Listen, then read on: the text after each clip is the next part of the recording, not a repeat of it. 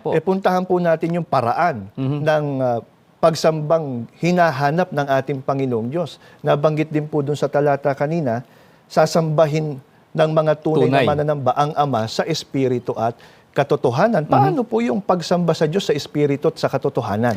Ang babasahin ko po ay pahayag po ng ating Panginoong Hesukristo. Pakinggan po ninyo. Mababasa po natin dito po sa Mateo, sa 6, mga talatang 9 hanggang 10. Magsidalangin nga kayo ng ganito. Ama namin na nasa langit ka, sambahin nawa ang pangalan mo.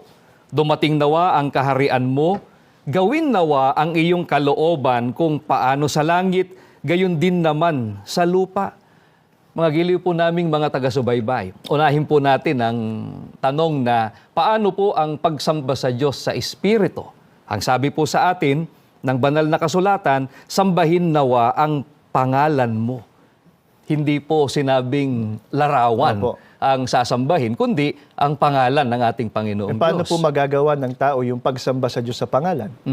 Sa pamamagitan po ng pagpupuri sa ating Panginoong Diyos, nagagawa din po natin yan sa pamamagitan po ng pananalangin, ng pagpapasalamat sa Kanya. Dagdag na rin po kapag ka po inaawitan natin siya ng pagluwalhati at pagpupuri, yun ay pagsamba po sa pangalan ng Panginoong Diyos.